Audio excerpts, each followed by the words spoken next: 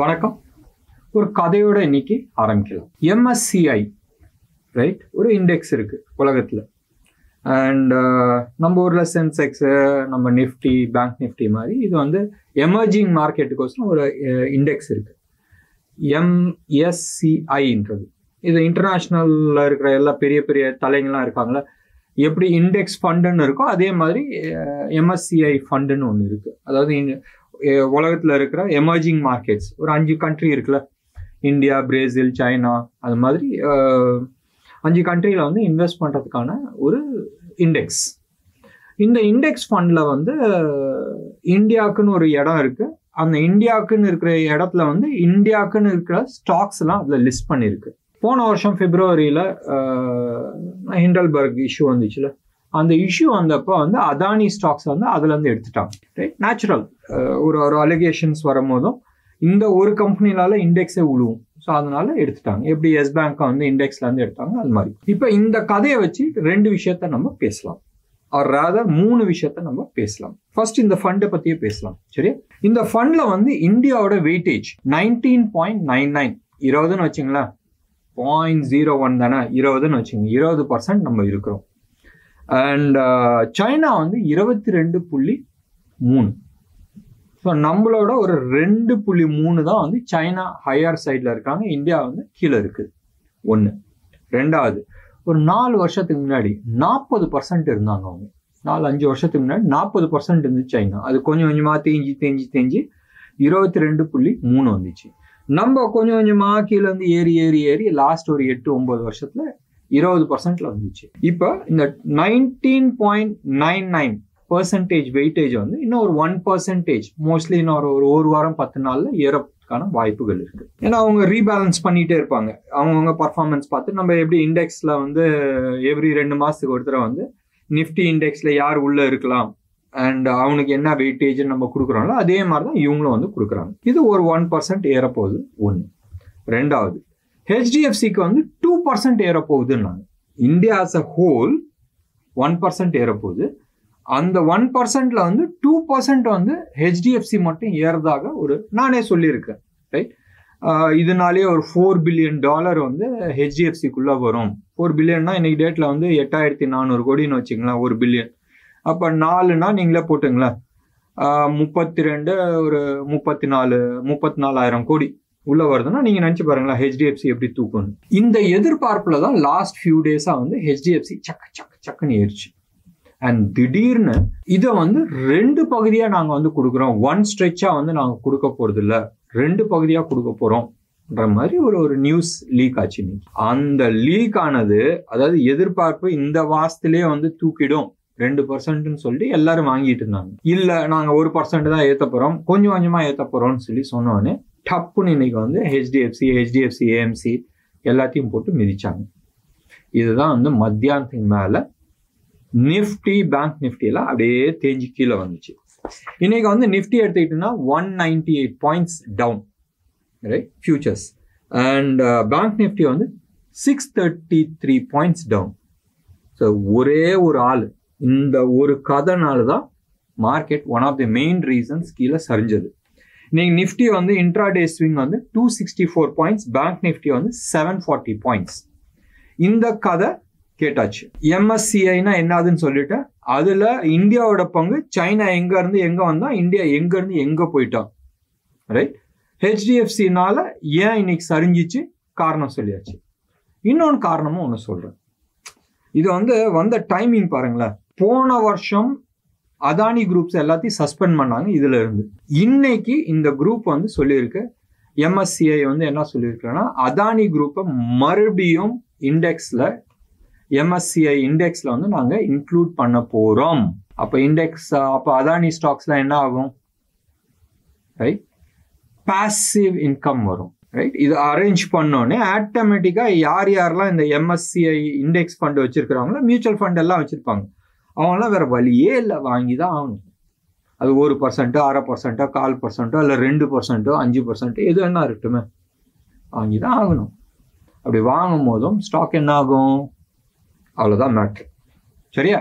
So எப்பயுமே வந்து சில விஷயங்கள் இயற்கையை வந்து நேச்சுரலி வந்து சப்போர்ட் பண்ணும். கதை புரிஞ்சிருக்கும்னு நினைக்கிறேன்.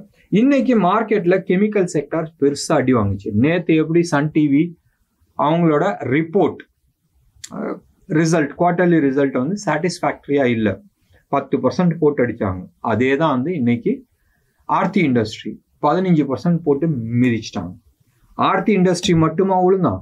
அவன் உழுவும் போதும் எல்லா சொந்தக்காரங்களையும் கூட்டு இறங்கணும். ஆல் கெமிக்கல் ஸ்டாக்ஸ் எல்லாமே அடி வாங்குச்சு. சம்பல் ஃபர்டிலைசர் ஆகட்டும், நவீன் ஃப்ளோரா ஆகட்டும், தீபக் நைட்ரேட் ஆகட்டும், எல்லாத்தையும் போட்டு கீழே இறக்கிட்டாங்க. இன்னைக்கு இன்ஃபேக்ட் செக்டர் வைஸ் நம்ம எடுத்துக்கிட்டோம்னு சொன்னால் கெமிக்கல் செக்டார் தான் வந்து மேக்சிமம் விழுந்துச்சு. எல்லா செக்டருமே நெகட்டிவ், ரைட், எக்ஸப்ட் ஃபார் நம்ம இந்தியா விக்ஸ். இந்தியா விக்ஸ் வந்து இன்னைக்கும் மேலே போயிருக்கு. 1.89% அப் ஆயிருக்கு. 16.17 ஏறி இருக்கு. ஆனாலும் இந்த ஆகஸ்ட் 5ஆம் தேதி ஒரு உச்சம் வந்துச்சு தெரியுமா, 20.37. அது வந்து இன்னும் வரல. ஸோ 16.17 தான் இந்தியா விக்ஸ் இருக்கு. ஸோ மார்க்கெட்ல கொஞ்சம் டென்ஷன் இருந்துச்சு. டென்ஷன் எதனால இருந்துச்சு? அதானி ஸ்டாக்ஸ் என்ன ஆகும், ரைட்? திடீர்னு அதானி ஸ்டாக்ஸ் மேலே ஊர் கண் இருக்கு. இந்த சைடு வந்து ஹெச்டிஎஃப்சி கீழே விழுந்துட்டு இருக்கு. இது என்ன ஆச்சுன்னு. இன்னொன்று வந்து எப்பயுமே வந்து ஞாபகம் வச்சுங்களேன், ஒரு ஈவெண்ட் நடந்துருச்சு சொன்னா சரி போச்சுடா தூக்கி போடுன்னுவாங்க. இப்போ ஒருத்தர் இறக்க போறாங்கன்னு சொன்னால், இறந்துட்டாங்கன்னு சொன்னா அடுத்தது என்ன பண்ணலான்னு சொல்லி பார்ப்பாங்க. இது ஏன் ரிலேட் பண்றேன்னா, இது வந்து டக்குன்னு நீங்க வந்து இது பண்ண முடியும். ஒருத்தர் இறக்காத அப்படியே இருக்கிறாங்கன்னு வச்சுங்களேன், எப்படா எப்படா எப்படான்னு காத்துட்டு இருக்க அந்த பெயின் இருக்கு தெரியுமா, அது ரொம்ப பெயின்ஃபுல். அதுதான் வந்து இப்ப இஸ்ரேல்ல வந்து நடந்துட்டு இருக்கு. ஈரான் அடிக்கிறேன்னு சொன்னா அடிச்சிட்டுனா வேலை முடிஞ்சிச்சு. அடுத்தது என்ன ஏதுன்றது ஒரு பஞ்சாயத்து வந்துடும். அடிக்க போறேன்னு சொன்னா சில ட்ரேடர்ஸ்லாம் வந்து போட்டுட்டு இருந்தாங்க, டே நம்மளே போய் அடிச்சுட்டு வரலாம்டா, என்னைக்கிடா இவன் அடிக்கிறது, என்னைக்கிடா மார்க்கெட் ரியாக்ட் ஆகுதுன்றது அந்த டென்ஷன் இருக்கு. எஸ், ஈரான் வந்து வெரி ப்ராட் எலாபரேட் ப்ரிப்ரேஷன்ஸ் பண்ணியிருக்கிறாங்க. அவங்களோட ஸ்பெஷல் வெப்பன்ஸ் எல்லாம் வெளியில் எடுத்துகிட்டு வந்திருக்கிறாங்க. எடுத்துகிட்டு வந்து உலகத்துக்கு காட்டினாங்க. இப்போ ரீசெண்டாக ஒரு 2 நாளைக்கு முன்னாடி வந்து ரெக்ரூட் பண்ணாங்க. ஓ இப்படியெல்லாம் இருக்கான்ற மாதிரி எடுத்துகிட்டு வந்திருக்கிறாங்க. இதுக்கு தந்தாப்புல ரஷ்யா வந்து அவங்களுக்கு வந்து latest communication equipment, S-400 anti aircraft, anti missile, anti aircraft பாதுகாப்புக்கான சிஸ்டம்ஸு அதெல்லாம் கொடுத்துருக்குறாங்க.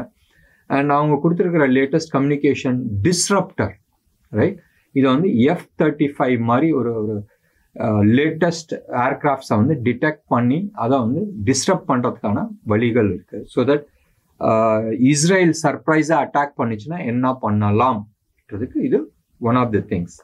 ரஷ்யா இது பண்ணது சரியா தவறான்றது நம்ம ஆர்கியூமெண்ட் போக வேணாம். ஆனால் ஒரு ரிஸ்க் இருக்கு. சப்போஸ், மறுபடியும் நான் யூஸ் பண்றது சப்போஸ், இஸ்ரேல் வந்து அந்த எக்யூப்மெண்ட்ஸை டிஸ்ட்ராய் பண்ணிட்டான்னு வச்சுங்க. ஏதோ அவன் வந்து கேடி, உங்களுக்கே தெரியும், அவன் வந்து வெளியில வந்து அடிக்க மாட்டான், உள்ளே பூந்து அடிப்பான். அப்படித்தானே ஹமாஸ் தலைவர் அடிச்சாங்க.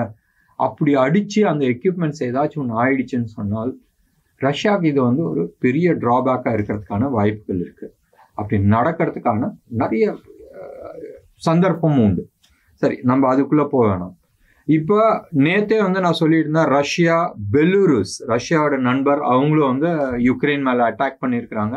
அண்ட் ரஷ்யா வந்து இப்போ அவங்களோட அட்டாக் தீவிரம் பண்ணியிருக்கிறாங்க. ஒன்று. ரெண்டாவது, கொஞ்ச நேரத்துக்கு முன்னாடி, ஒரு 5-6 மணி நேரத்துக்கு முன்னாடி வந்து அமெரிக்கா வந்து சொல்லியிருக்கு, இன்எவிட்டபிள், ரைட், எப்போ வேணாலும் ஈரான் வந்து இஸ்ரேல் மேல அட்டாக் பண்றதுக்கான நிறைய சான்சஸ் இருக்கு.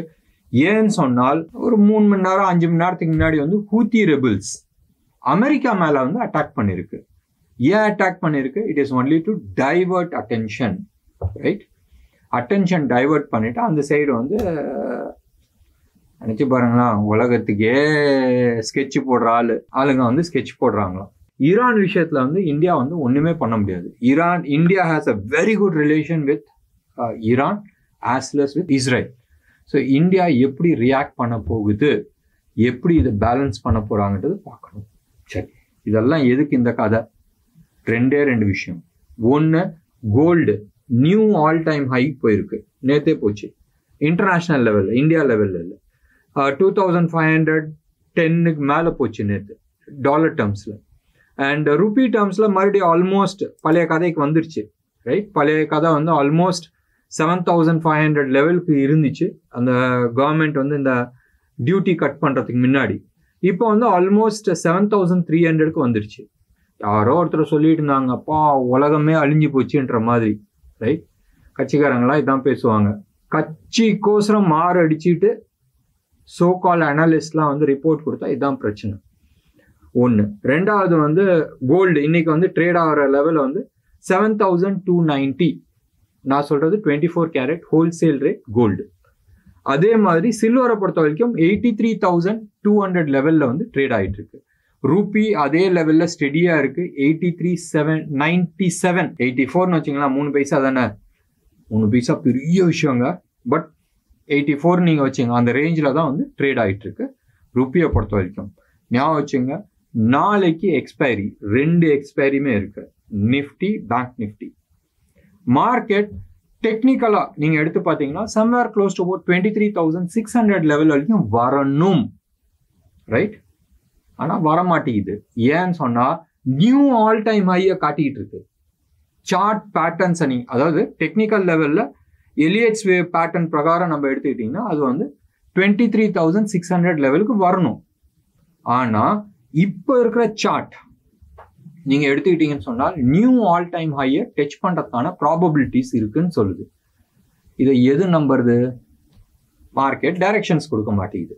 மறுபடியும் நான் சொல்றேன், 24,000 லெவலை உடைக்கிட்டோம். 23,850 லெவலுக்கு கீழே தான் வந்து ஃபர்தர் டவுன் சைடு. அதே மாதிரி அப் சைடு வந்து 24,450க்கு மேலே க்ளோசிங் பேசிஸ் 2 நாள் க்ளோஸ் ஆகணும், இல்லை வீக்லி சார்ட்ல மேலே க்ளோஸ் ஆகட்டும். அதுக்கப்புறம் மேலேயா என்னதுன்றதை நம்ம பார்த்துக்கலாம். மார்க்கெட்ல எந்த விதமான டைரக்ஷன்ஸும் கொடுக்கல. நீங்க வந்து ப்ராஃபிட் புக் பண்ணிட்டு கிளாரிட்டி வரட்டும் நம்ம வேணா உட்காரலாம்னு நினைச்சா உட்காருங்க. இண்டிவிஜுவல் ஸ்டாக்கு செக்டர்ஸ் அதெல்லாம் ரியாக்ட் ஆகிட்டு இருக்கு அண்ட் ரியாக்ஷன்ஸ் பெருசா இருக்கு. எப்பயுமே டெய்ல் எண்ட்ல, ரைட், ஒரு ரேலியோட டெய்ல் எண்ட்ல வந்து ரியாக்ஷன்ஸ் வந்து பெருசா இருக்கும். நேற்று சன் டிவிக்கு 10% அவ்வளோ ரியாக்ஷன்லாம் தேவையில்லை. ஆர்த்தி இண்டஸ்ட்ரி இன்னைக்கு 15% தேவையான்னு கேட்டால் கேள்விதான். ஸோ இதுதான் வந்து மார்க்கெட்டோட நிலவரம். செக்டர் வைஸோ இல்லை ஸ்டாக் ஸ்பெசிஃபிக்கோ நம்ம வந்து டிஸ்கஸ் பண்ணுறதுல அர்த்தம் கிடையாது. நாளைக்கு வீக்லி எக்ஸ்பைரி இருக்கு, நாளான்னைக்கு லீவ் அண்ட் பெரிய குண்டு நிற்குது. ரஷ்யா யுக்ரைன் என்ன பண்ண போகுது, இந்த சைடு ஈரான் இஸ்ரேல் என்ன பண்ண போகுது, யூஎஸ் எங்க இருக்க போகுது, யூஎஸ்ல ட்ரம்ப்புக்கும் நம்ம ஆளுக்கும் வந்து பிரசிடென்ட் இதில் வந்து எங்கே போக போகுதுன்றது இது எல்லாத்துக்கும் வந்து பதில் வரட்டும். ஒன்று பதில் வரத்துக்கு டைம் பிடிக்கும், பட் அட்லீஸ்ட் நம்ம ஆகஸ்ட் 15 நிம்மதியாக வந்து தூங்கலாம். இதுதான் வந்து எல்லாருமே வந்து பொசிஷன் எக்ஸிட் பண்ணிட்டு நிற்கிறாங்க, ஆர் கிளாரிட்டி இல்லாத ஃபர்தர் டெசிஷன்ஸ் பண்ண மாட்டேங்கிறாங்க. நம்மளும் அதே மாதிரி இருக்கலாமே. நாளைக்கு ஈவினிங் இல்லை ஆகஸ்ட் 15 அன்னைக்கு நம்ம ஒரு ஸ்பெஷல் வீடியோஸ் போடலாம். அதில் நிறைய விஷயத்த நம்ம கவர் பண்ணலாம். என்ன நேயர்களே, இன்னைக்கு கதை உங்களுக்கு பிடிச்சிருந்துச்சுன்னா, நம்மளோட அனாலிசிஸ் பிடிச்சிருந்துச்சுன்னா லைக் பண்ணுங்க, ஷேர் பண்ணுங்க. டெஃபினட்டா உங்களோட கமெண்ட் பாக்ஸ்ல பண்ணுங்க. நன்றி, வணக்கம்.